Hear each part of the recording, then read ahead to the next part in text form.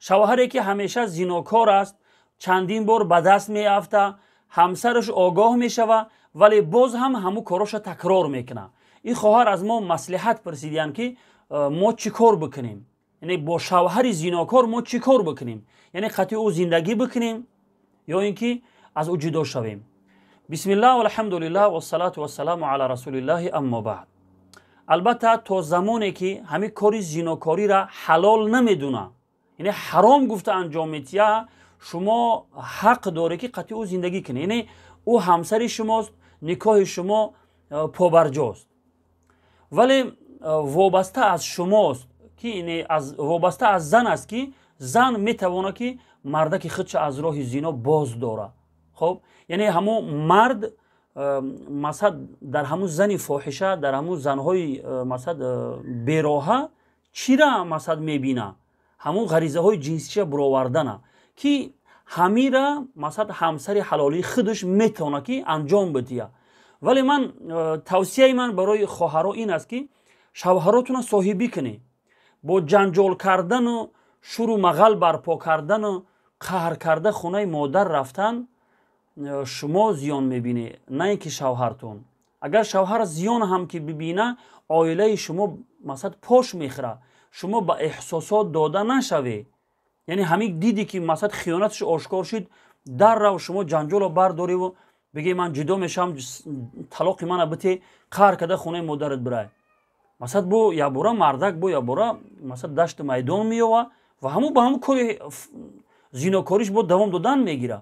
خب تو میمونی و همون گودکا در خونه مادرت یک روز میستی، دو روز میستی، با ده همون جرم بعد عذاب میکشی. یگانه کسی که مثلا نوز نزی زنه کمی برداره شوهر شد. اگه مثلا مردک که با راه زنا رفت، تو یک کاری بکن که او را از راه زنا بگردونی. یعنی راه حل در جدا شدن نیست، راه حل در سببهای به زنا رفتن همسر است. یعنی از همسرت بپرس که چرا به همین راه رفتی تو؟ مثلا او کارهایی که همون فاحشه ها میکنن آیا من کردش نمیتوانم؟ با شوهرت آشکارا بگو من برای تو چی کار بکنم که مثلا همون به دنبال زنهای فاحشه نروی. یعنی همش وابسته از شماست. مثلا همون مرد غریزه جنسیش در زنهای فاحشه میبره، شما میتونه که همون غریزه جنسی شوهرتون شما خودتون بروره. یعنی میخواه نمیخواه، اگر شما یعنی کمتر مثلا دخل گپ زنیم، شما در جایگاه مثلا همسراتون خوب مثلا از اونها مثلا همون همخوابگی را طلب کنی، میخواه نمیخواه شما طلب بکنی. پس در این صورت وقتی که او غریزه جنسیش که برآورد آرام کشید، مثلا چه خیلی که میخواه همون خیلی از شما مثلا لذت بره، پس من فکر میکنم که او مرد شما به زنا نمیروه، هیچ وقت برای مثلا بیراهه نمیروه. این همش وابسته از شما.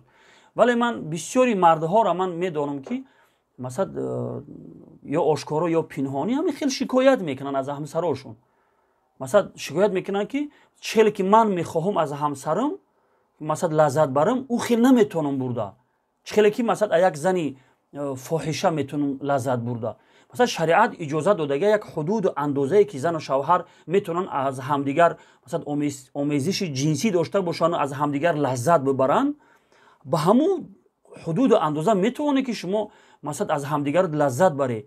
ولی مثلا من گفتم که وابسته از زنی که زن با تمام مثلا مردکش میخواه نمیخواه مثلا در جایگاه از او طلب کنه، یعنی آمیزش جنسی را همخوابگی را طلب کنه، بسیارتر طلب کنه که مرد دیگه تمام وجود چه تمام قوت چه در شما صرف بکنه و در ذهنش او مثلا زن فاحشه هم دیگه پیدا نشوه. به همین خاطر من فکر میکنم در این حالت ها جدا شدن، جنجال کردن، برعکس مردک غضبی کردن راه حل نیست، بلکه عائله شما به همین آسانی پاش میخوره، شما به همین آسانی شوهرتون رو از دست میتیه.